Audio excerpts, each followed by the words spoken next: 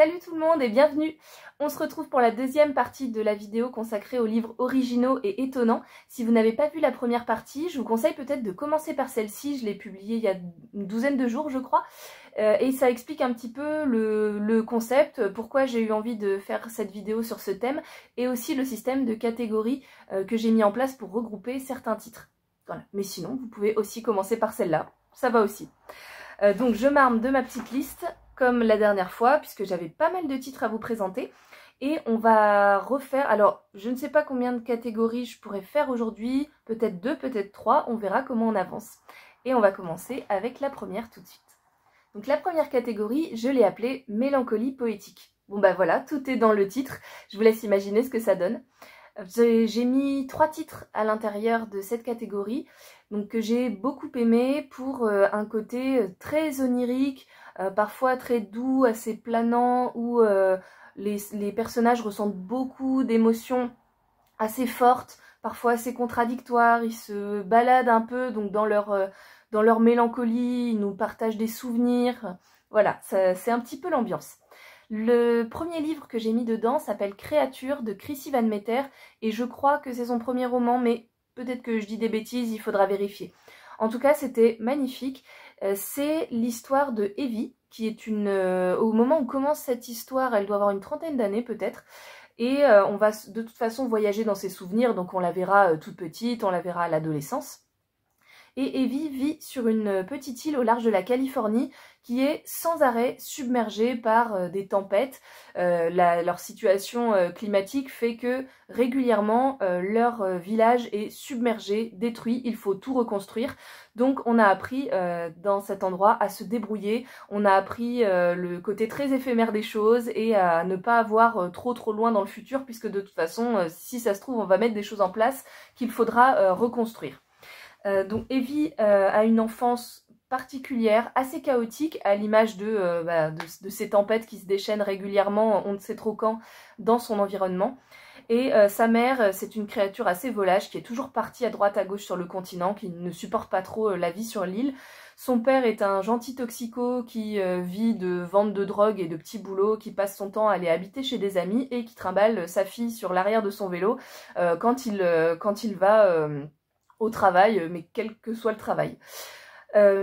Et toute la problématique dans la vie de Evie, qu'elle soit petite ou quand elle grandit, c'est qu'elle n'a pas de repère. Elle n'a pas de repère sur comment on se comporte alors déjà en famille, mais aussi en amour.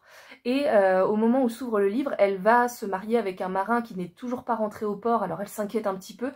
Et en fait, elle va vraiment se retrouver dans beaucoup d'hésitation, de doute, de dilemme, presque de panique, parce qu'elle n'a jamais eu de modèle fiable et stable quant à ce qui est d'aimer, comment on fait en fait, elle n'en a aucune idée. Et voilà, le livre tourne autour de ça, de cette gamine qui a jamais eu un modèle un peu exemplaire pour lui montrer la voie à suivre et qui ne sait donc pas comment faire.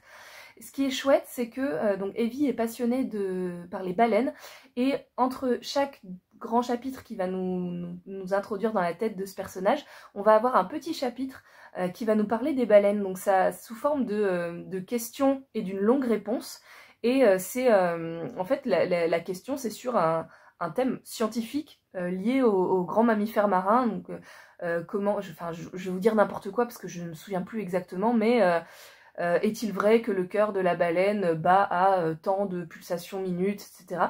Et après, on a une longue réponse qui va nous expliquer des choses sur les cétacés, mais aussi évidemment à mettre en parallèle avec la vie de notre personnage. Donc les deux choses vont s'imbriquer. Et j'ai trouvé ça très joli et original. Voilà pour Créature, qui a une magnifique couverture d'ailleurs, hein, je vous les mets toujours ici. C'était vraiment une très belle lecture, une très belle découverte. Ensuite, on va rester dans le thème de l'eau et des créatures marines. On va continuer avec Palourde de Sigolène Vincent, que je vous avais déjà présenté, il me semble. Et alors ça, c'est un texte tout à fait étonnant. On va suivre une femme qui est en plein chagrin d'amour et qui se réfugie dans un petit village auprès d'un étang, entre un étang et une roseraie, il me semble, pour se remettre un peu les idées en place, vagabonder dans la nature, être seule, réfléchir à peut-être ce qui ne peut pas se faire dans cet amour, pourquoi ça ne fonctionne pas, enfin voilà. Elle est complètement perdue dans ses pensées et il me semble que l'étang se situe à côté d'une structure assez polluante et que en fait elle se rend assez vite compte que l'eau soit est contaminée ou qu'il y a quelque chose qui va pas dans cet étang et son écosystème. Et évidemment en fait la dégradation de la nature autour d'elle fait écho à la dégradation de son propre état mental, émotionnel. Donc comme elle est assez seule dans sa solitude, elle va discuter avec les poissons, les oiseaux, les crustacés, qu'ils soient vivants ou morts. Et en fait tout se dérègle un petit peu autour d'elle, mais il y a une seule chose dont elle est certaine, une seule vérité en fait parmi tout ce qui change, tout ce qui se bouleverse, c'est qu'elle est amoureuse de Jean et que Jean n'est pas amoureux d'elle. Voilà. Donc je vous invite vraiment à vous plonger dedans. En plus, c'est pareil, on a là une magnifique couverture. Donc c'est un très bel écrin pour ce texte original. Et vraiment, moi j'ai beaucoup aimé parce que je savais pas du tout à quoi m'attendre. C'était très étrange, mais très doux aussi, très mélancolique. Enfin, il y a beaucoup de beauté, beaucoup de douceur là-dedans. Même si vous n'avez pas tous les repères et que le personnage vous paraît agir bizarrement, c'est vraiment pas grave, on se laisse très vite embarquer. Et le dernier, encore un animal, je n'ai pas fait exprès. Bon, cette fois, un animal volant, il s'agit du papillon de...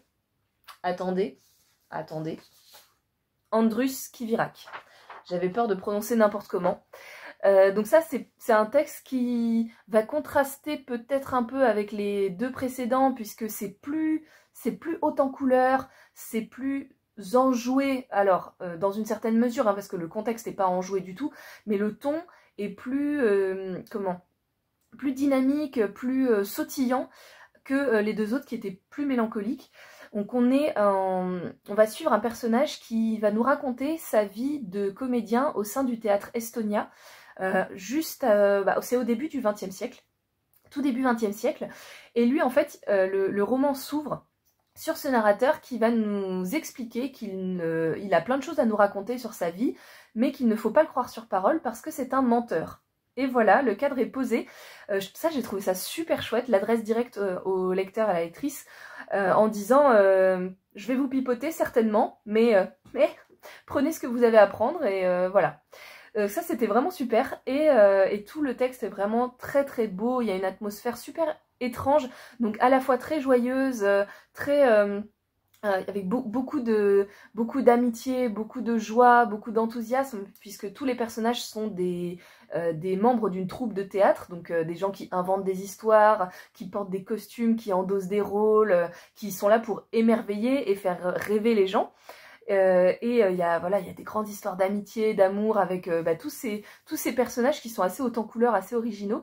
Et en même temps, la Première Guerre mondiale va très vite arriver en Europe et on va suivre ce théâtre itinérant qui du coup va transporter ces histoires de ville en ville, de village en village, alors que l'Europe est à feu et à sang et que petit à petit, les théâtres se transforment en hôpitaux, tout se dégrade aussi autour d'eux, les villes sont incendiées, elles sont détruites, il y a de plus en plus de malades, d'estropiés, il y a une ambiance très pesante qui s'installe, mais eux en fait forment un petit îlot de résistance, et c'est l'imagination qui est leur îlot de résistance. Voilà, je vous en dis pas trop, mais vraiment c'est un auteur génial avec un style très particulier, très très chouette. Donc voilà, c'est 3 livres vraiment à découvrir. Voilà pour notre première catégorie, mélancolie poétique. Notre deuxième catégorie s'appelle Menaces tapis dans l'ombre.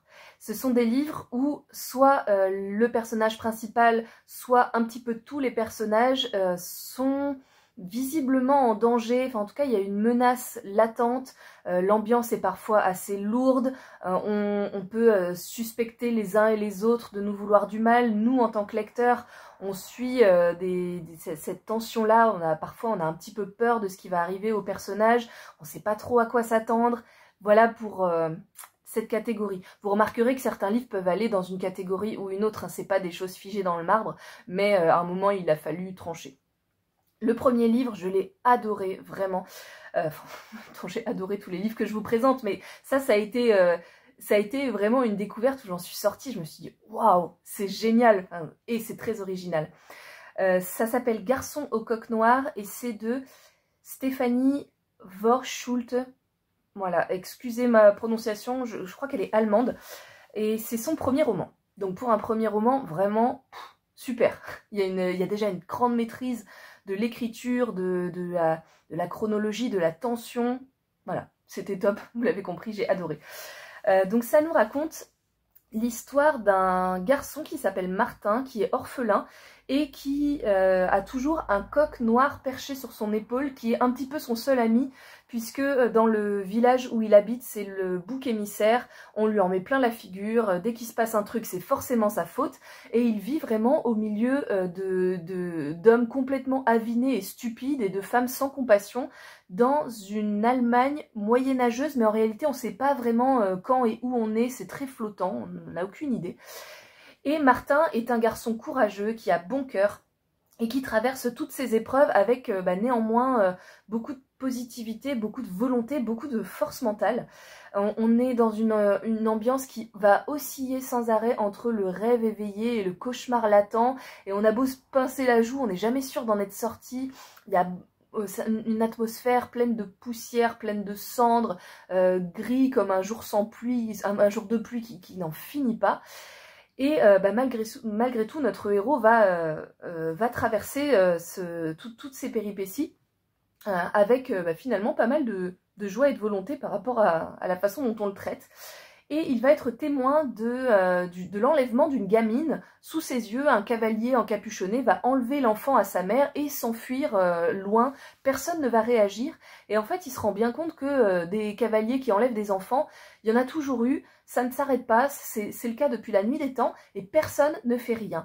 Bien, Martin va décider que ça suffit, il va partir à la recherche de cet enfant et de tous les autres qui ont été enlevés, et il va mettre un terme à ce règne de la terreur et à cet immobilisme des autres.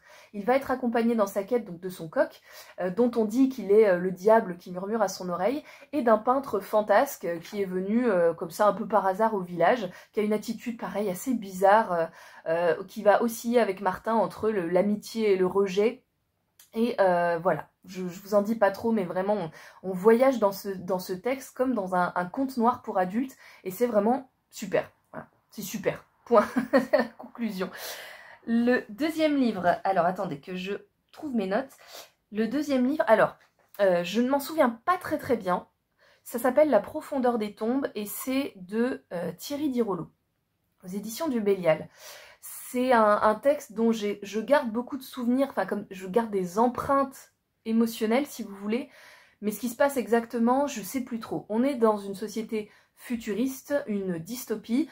Le monde a été dévasté, le monde est hyper pollué, il y a énormément de pauvreté, de précarité, de violence, de misère. Et évidemment, une poignée de gens riches et influents qui se terrent dans leur belle maison avec leurs richesses et qui n'en font pas profiter les autres, possèdent les principales entreprises qui fournissent du travail. Notre personnage principal est... Alors, je sais pas s'il est mineur ou une espèce de chef de chantier dans un chantier, n'importe quoi. Ah, je vais pas y arriver. Un chantier, c'est le matin, il est tôt, souterrain, mais qui va très loin sous terre, où on extrait je sais plus quoi, et où travaillent humains et animaux. Donc on emmène même des animaux hyper loin sous terre, donc vous imaginez bien les conditions de travail absolument épouvantables, sans lumière, à respirer un air saturé de poussière. Et notre personnage principal travaille dans une galerie très lointaine, et il a l'impression, dans le fond d'une galerie, d'avoir aperçu un esprit, un fantôme. Je crois qu'il se demande si c'est pas l'esprit de sa mère, bref, qui lui parle, et ça le perturbe pas mal. Quand il rentre du travail, il n'a qu'une seule joie, c'est de retrouver sa fille, un automate qui ressemble à sa fille, et un jour cet automate va se briser, et il va en devenir un peu fou, puisque déjà qu'il a perdu son enfant, il peut pas se permettre de perdre ce soutien émotionnel, et donc il va, suite à ça, entreprendre un voyage, je ne sais même pas pourquoi, peut-être pour le réparer, enfin j'en sais rien, vraiment, où trouver l'origine de la mystérieuse voix dans les galeries, vraiment, je sais plus, mais il va, de ce que je m'en souviens, il va devenir de plus en plus fou, un peu paranoïaque, enfin bref, son mal-être va grandir et en même temps, voilà, son état émotionnel va se déglinguer un peu.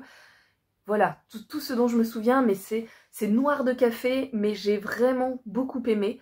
Bah voilà, Erwan, si jamais tu passes par là et que tu as plus de précisions sur l'histoire, ou même que je raconte n'importe quoi et que tu dis mais non c'est pas ça du tout, bah, n'hésite pas à compléter en commentaire si tu veux, parce que vraiment j'ai des souvenirs très très vagues, mais c'était vachement bien. Ensuite, on va passer chez la même maison d'édition. Ah, non, rien. C'était le chien qui faisait du bruit. Même maison d'édition, dans la collection 1 heure lumière, on va parler du Serpent de Claire North, que pareil, ça a été une super découverte où je suis sortie de ce livre et je me suis dit waouh, ça c'était maîtrisé, c'était excellent. On va suivre une femme qui s'appelle Ten. Dans la... Alors, attendez, pour l'époque, c'est la Venise du début XVIIe siècle. Donc Thème est une jeune femme juive mariée par intérêt à un mari alcoolique et addict aux jeux d'argent. Leur couple n'est pas du tout heureux et ils vont de temps en temps dans une maison de jeu un peu particulière qui a 2 étages. Au premier étage, on joue à des jeux un peu basiques, des échecs, des cartes, des dames, enfin voilà, des choses tout à fait normales. Et au premier étage, on passe à un autre type de jeu, mais les personnes sont triées sur le volet, on n'y entre pas comme dans un moulin, il faut passer une épreuve et puis être approuvé par la maîtresse des jeux. Notre héroïne est excédée par son époux qui ne la respecte pas, elle en a ras-le-bol et elle décide de reprendre sa vie en main et elle commence à jouer elle aussi, puisqu'au début elle était juste un peu spectatrice et là elle se dit ok, moi aussi je veux jouer. Elle va très vite se révéler douée et elle va donc être repérée par des arbitres masqués qui se baladent comme ça dans la salle et qui repèrent les potentiels. Et elle va être invitée à passer l'épreuve pour rejoindre la haute maison de jeu.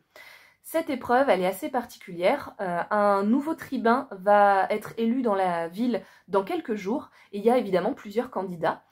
Et avec d'autres potentiels, elle va être invitée à jouer à un jeu, donc à prendre en charge l'un de ces candidats pour le mener jusqu'à la victoire. Évidemment, donc elle est en compétition avec les autres et chacun va recevoir plusieurs cartes de tarot qui sont en réalité qui représentent des alliés dans la ville qu'ils vont devoir trouver et activer pour conduire leur candidat à la victoire. Tous les coups sont permis, même les plus sournois, les plus alors violents. Je crois pas qu'il y ait une très grande violence, en quoi que. Mais en tout cas, voilà, tous les coups sont permis. Il faut être le plus rusé, il faut être le plus malin, il faut arriver le plus vite. Et en fait, dans cette épreuve fait partie d'un grand complot, en tout cas de plusieurs parties qui se jouent simultanément aux 4 coins du monde et qui ont un petit peu les mêmes visées géopolitiques, en tout cas de contrôle en backup, où finalement on s'aperçoit que les puissants de ce monde ont l'air d'être juste des marionnettes dans les mains de la maîtresse des jeux. Voilà, donc c'était super bien, c'était super inventif. Le système d'alliés avec les cartes de tarot était très bien trouvé. Bref, vraiment, c'est top, allez-y. Et on a un petit dernier, ah oui, petit dernier, Les Oscillants de Claudio Morandini. C'est de la littérature italienne, du fantastique, et ça, c'est pareil, ça me laisse un souvenir, j'y pense très régulièrement, je me souviens vraiment de l'ambiance, et en fait, même si je sais plus exactement tout ce qui se passe, c'est un livre auquel je repense beaucoup. On est donc j'imagine en Italie, dans les montagnes, avec une jeune femme qui s'installe dans un village qui s'appelle Crotarda, non pas très glamour. Elle est musicologue de formation et elle vient faire une étude sur des chants de bergers qu'elle a entendus dans ces montagnes puisqu'elle y venait en vacances quand elle était petite avec ses parents. Et les sonorités étaient tellement inhabituelles que ça la hante depuis. Et elle a d'ailleurs fait des études de musique pour travailler plus tard sur ces chants qu'elle a entendus, c'est dire leur importance. Donc elle se rend dans ces montagnes, dans un village où le soleil ne se montre jamais, les habitants vivent sans arrêt dans la pénombre, et ils réservent à tous les nouveaux venus un accueil un peu chelou, assez hostile. Donc son premier contact avec eux est un peu... Elle se demande un peu ce qu'on lui veut et si on va pas lui sauter dessus pour la frapper ou si on va pas lui jouer des mauvais tours. Elle est pas très sereine et elle va commencer à essayer de travailler, à questionner les uns et les autres sur ses champs de berger. On va lui donner des réponses totalement confuses, on va un peu la balader à droite à gauche. Et elle va, en fait, elle va avoir pour seule alliée une adolescente assez perchée, assez imprévisible, qui a des sautes d'humeur, qui fait un peu n'importe quoi.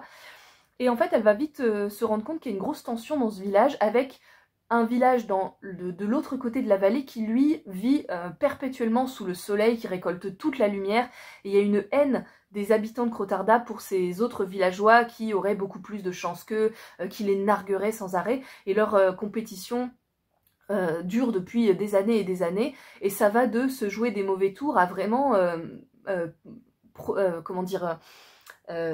et avoir des excès de haine et prévoir de se venger, mais de façon assez cruelle, assez violente. Donc voilà, ces deux villages se bagarrent sans arrêt, et ça prend des proportions des fois un peu grotesques, puis assez inquiétantes. Et dans cette ambiance, notre héroïne va devoir essayer de mener à bien son travail, de découvrir l'origine de ces champs de berger et de démêler le vrai du faux, le mensonge de la vérité, puisque voilà, personne n'a l'air de vouloir l'aider à finir ce travail. Donc ça, c'était voilà, très inquiétant, très étrange, et une ambiance qui reste très longtemps en tête. Voilà pour notre catégorie menace tapis dans l'ombre. Et comme on a le temps, on va pouvoir faire une troisième catégorie qui, celle-ci, s'appelle Road Trip. Vous voyez tout de suite où je veux en venir et de quoi ça va parler. Notre premier roman s'appelle Olympe Mauvaise Graine de Marine Westphal.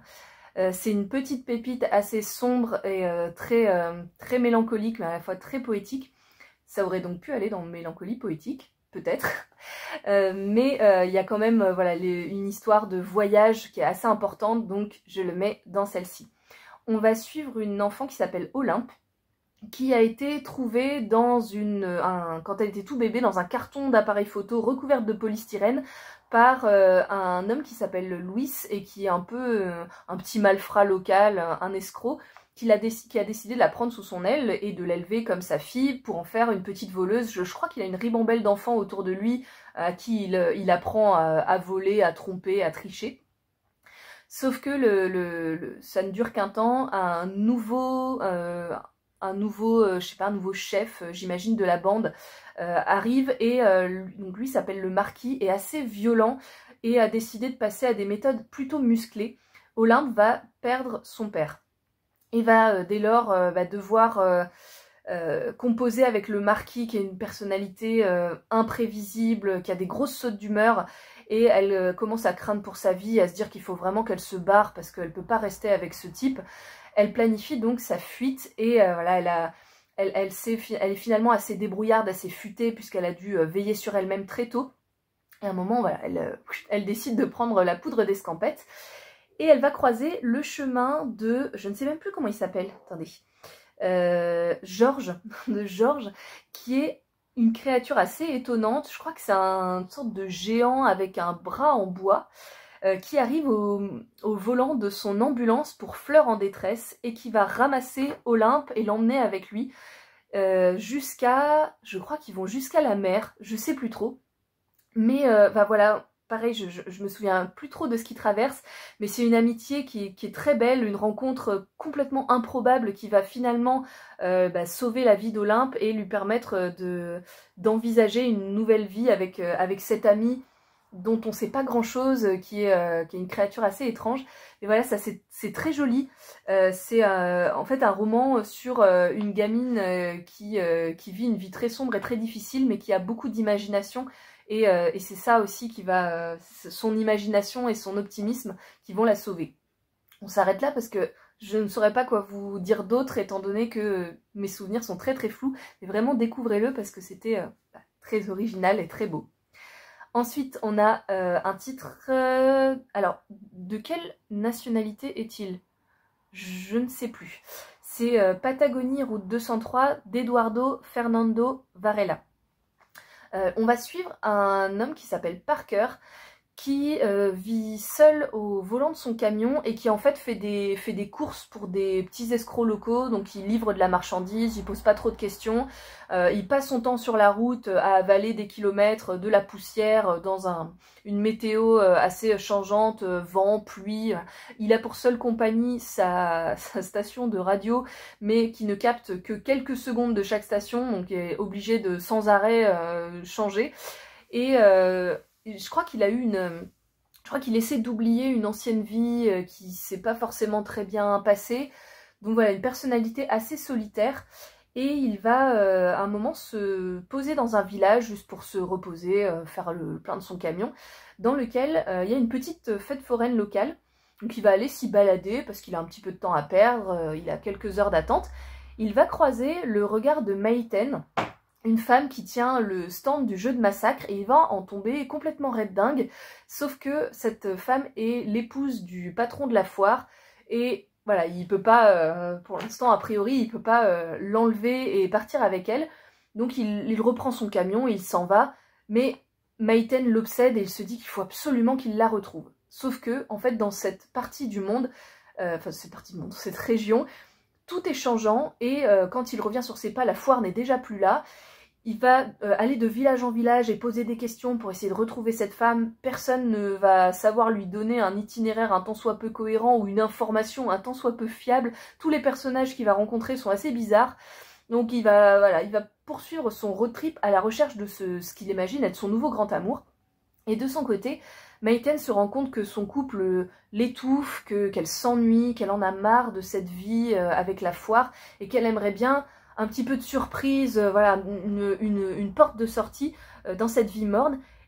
Et il me semble aussi qu'elle repense à Parker, à cet homme croisé comme ça, vite fait sur son stand, et qu'elle va elle aussi chercher à le retrouver. Les deux vont finalement arriver à se recroiser et à reformer un couple qui n'est pas du tout idéal. On a l'impression que c'est deux personnes qui sont pas faites l'une pour l'autre, mais qui ressentent quand même une attraction, qui sont aimantées l'une à l'autre et qui représentent l'une pour l'autre une porte, une petite porte vers la lumière possible. Donc voilà pour cette histoire à la fois d'amour, de recherche, de road trip dans un paysage qui est assez hostile et assez désolé, avec des habitants qui sont... C'est pas qu'ils sont pas chaleureux, c'est juste qu'ils sont tous étranges. Et j'ai trouvé ça... il y a vraiment une ambiance très particulière et on a envie de croire à cette histoire d'amour avec les personnages, même si on sait que ça sera pas facile, voire même que ce sera pas possible.